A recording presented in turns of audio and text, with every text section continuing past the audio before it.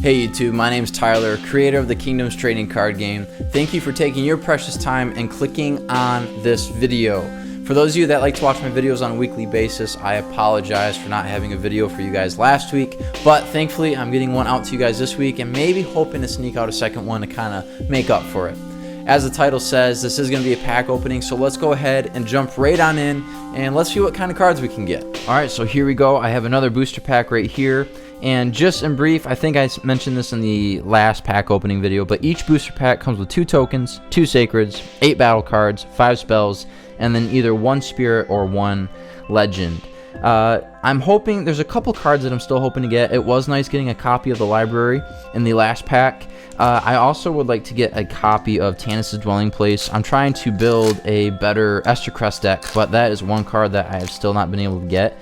It would be nice to maybe get another Southern Signal or a Master's Table for a token.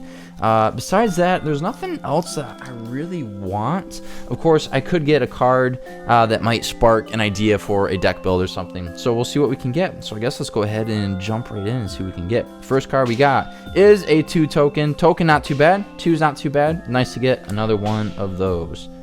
Next card is, wow, the Lawful Knight. So this is a Marif Furbish Legend. This card is awesome. I run this in my fortress. This card is super beast, and it's kind of a sneaky way for Marif players to be able to deliver some heavy hitting power. So this is an awesome card to get. So if I ever want to make another Furbish deck, this would be awesome to put in that deck. So that's awesome. Next card is another Mountain Goat. I got this in last week's pack opening video, so it's cool to get another one. Could start running this engine of the Mountain Goat, giving the other cards defensive and just starting to create a block for whoever my opponent is. So that's pretty cool to get. Awesome. Gotta separate my cards the way they should be separated. Next card. Oh wow. So got Time Scribe. So Time Scribe is currently a card that I don't know if it needs to be limited. Definitely don't want to ban any cards, and I don't really want to just jump to limiting cards. It's hard because the game is so young, there's not enough cards in the set, but nonetheless, Time Scribe is awesome. I do not have this art copy of it. The other art copy is an artwork that someone else drew for the card, and so this is the actual art for the card, and so I'm super happy to have this version. I'm probably going to swap this out for one of the versions that I have in my deck just because it'd be nice to have this one. This is an awesome card. This is awesome. I'm glad I got that one. That was cool. Okay, Attack Tree, not too bad. I'm not a Linford player, and even though Linford seems to be the most common kingdom that people play with so far, this isn't really a common spell that I see people use, but still cool to get. Incinerate. Okay, I personally love Incinerate, but it does cost a lot, so definitely in sets to come, which set 2 is in the works, I will point that out. Definitely have better ideas as for card elimination spells that aren't so costly, because 8 is a lot, but this is still a pretty good spell to have because no one really is prepared to cancel that, so that's cool to have. Alright, a 4 token. Really happy I got this. Actually got some guys together a couple weeks ago, and they were saying that this card they believed was better than the Master's Table, and so kind of an interesting thought, and that's one thing that's cool in getting everyone together to play the game. They all offer different perspectives, so glad that I have this and can put it in another fortress that I'm going to make. River of Blessing, okay, Sacred, haven't really seen the good purpose of it, so kind of cool to get. Okay, Lancer. I'm trying to build a better Linford deck, so I'm super glad that I got a 3rd copy of Lancer. Now I can build a much better Linford deck. If you're playing with Linford, you definitely want 3 of these, so that's awesome. Fortune Teller, not a bad card draw card. I personally don't use it, but if you're looking for a card draw other than Watchmaker, might be a good card to have, so that's pretty cool. Frontman. Alright, so if I wanted a Linford deck, that's the direction that I would probably go using this booster pack. Good card to have. Definitely want to run it if you're a Linford player. Spiritual Connection. I run a couple of these. This card's a little problematic. I like having it, but if you're not able to get to your spirit card, then this card serves no purpose. But I know at least for the spirit card that I use, this card is super effective to pair with it. That's why it is a Furbish spell. Skylight Fountain. Excellent, excellent Sacred. Unfortunately, I have enough copies of these, but still cool to have.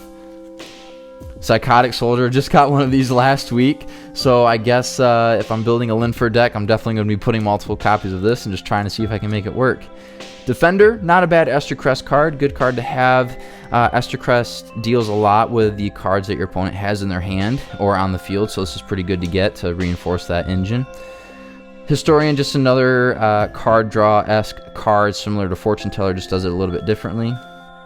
Rest from Warfare. I personally like this card, but that's just because the deck that I have built, its whole goal is installing your opponent from attacking. So that's pretty cool to get. And our last card for the pack is Glory. Okay.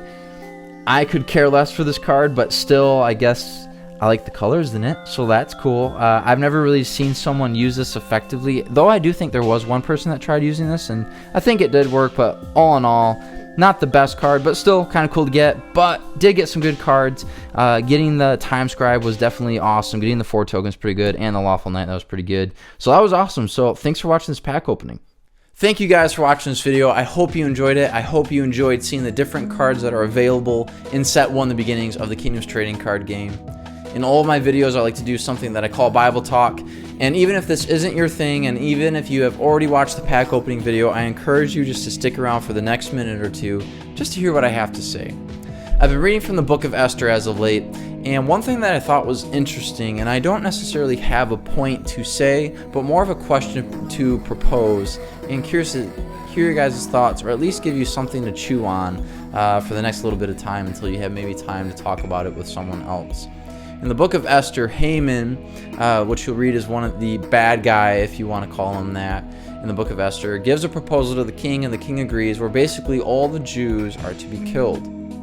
What's interesting, though, and what I want us to think about, because I've been thinking about it lately, is that the Jews, in response to hearing this news, simply just go into a time of prayer and fasting and interceding and being with each other.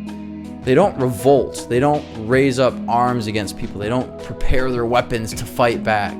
Rather, they just become more peaceful. Rather, they just go to people of prayer, if that makes sense.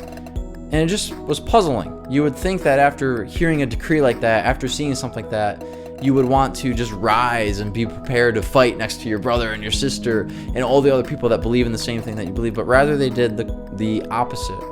So it made me wonder, if something were to happen to Christianity, and I'm coming from my Western perspective growing up in America, what type of response are we supposed to have? Do we raise up everything that we have to fight against it, or do we not? You know, some people that do believe in Jesus say that we should, and people that believe in Jesus say that we shouldn't. So it just is something to chew on, something to think about. But with that, I hope you guys enjoyed that thought, and besides that, I hope you guys enjoyed the content of this video. Please stay tuned for the next video. I'm hoping to do a lore video next, so that way I can start sharing the story of the Kingdoms trading card game with you guys, and also have a couple of announcements, a couple things that I want to share with you guys just to keep you in the loop with the card game. With that, I hope you guys have a great rest of your day, evening, or night whenever you're watching this video. Thanks.